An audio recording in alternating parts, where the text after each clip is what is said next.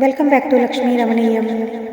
భీమవరంలోని మా ఊళ్ళమ్మ అమ్మవారికి రేపు ఉదయం శ్రావణ శుక్రవారానికి గాజులతో వివిధ రకాల గాజులతో అలంకరణ చేస్తున్నారు. మా వంతుగా ఈ గాజులైతే ఇవ్వాలని వచ్చాను. మా రిలేటివ్స్ కొంతమందికి మనీ సెండ్ చేశారు. వాళ్ళ పేరు మీద కూడా కొన్ని బ్యాంగిల్స్ అని తీసుకొని వచ్చి ఇక్కడ టెంపుల్లో అయితే సబ్మిట్ చేశాను. ఆల్రెడీ నిన్నటి నుంచే బ్యాంగిల్స్ని చాలామంది భక్తులు వచ్చి మాల్లాగా అల్లుతున్నారు. ఈరోజు సేవకి నేను కూడా వచ్చాను. ఇక్కడ ఉదయాన్నే 8 గంటలకు వచ్చాము. కొంతమందే వచ్చున్నారు ప్రస్తుతానికి. ఇక అందరూ ఇంట్లో పనులు చేసుకొని సేవ చేయడానికి వస్తారు. గాజులనైతే ఇట్లా మాల్లాగా అల్లుతున్నాము. అల్లిన మాలల్ని అల్లినట్టుగానే గుడి ప్రాంగణం అంతా కూడాను అలంకరిస్తున్నారు.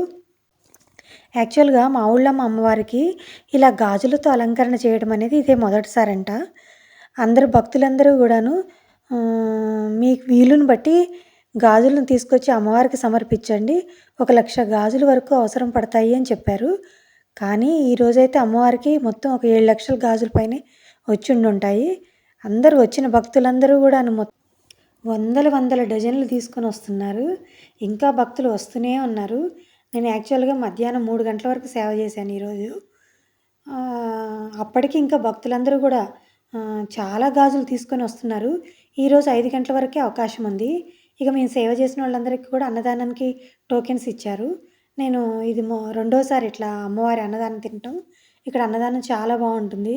అన్నదానంలో మంచి రైస్ ఉంటుంది, పులిహోర పెడతారు, ఒక కర్రీ, పప్పు, ఈరోజైతే కొత్తిమీర పచ్చడి, సాంబారు, పెరుగుతో పెట్టారు. చాలా అంటే చాలా బాగుంది. అమ్మవారి భోజనం కడుపు నిండా తిన్నాము. మళ్ళీ అమ్మవారి బ్యాంగిల్స్ మాలలాగా అల్లడానికి మళ్ళీ గుడి ప్రాంగణంలోకి వచ్చాము. మా ఊళ్ళమ్మ అమ్మవారు ఆమె ఇలా ఒక్క చూపుతో చూసిందంటే మన కష్టాలన్నీ తొలగిపోతాయి. ఇలా భక్తులు కూర్చున్నటువంటి మాలలన్నీ ఈ విధంగా అలంకరణ అయితే చేస్తున్నారు. ఇంకా చాలా లక్షల్లో ఉన్నాయి. ఇంకా మాలలు గుచ్చాల్సింది. సేవ చేసేవాళ్ళు తక్కువ మంది ఉన్నారు. ఈరోజు నైట్ నాకు తెలిసి 12:30, 1 అవుతుంది. గుడి ప్రాంగణం అంతా కూడాను అలంకరణ చేసేసరిలోకి. సేవ చేయడానికి అవకాశం ఉన్న కొంతమంది భక్తులు రావాల్సిందిగా కోరుకుంటున్నాను. ఇదండి ఈరోజు నా సేవ ముచ్చట్లు. మా ఊళ్ళమ్మ తల్లి నన్ను ఈ విధంగా ఈరోజు ఒక 5-6 గంటలు ఆమె సేవ చేయించుకునే భాగ్యం కలిగించింది. ఆగస్టు 8, 9, 10 3 రోజులు కూడాను అమ్మవారు ఈ గాజులతో అలంకరణ చేసుకొని మనకి దర్శనం ఇస్తున్నారు.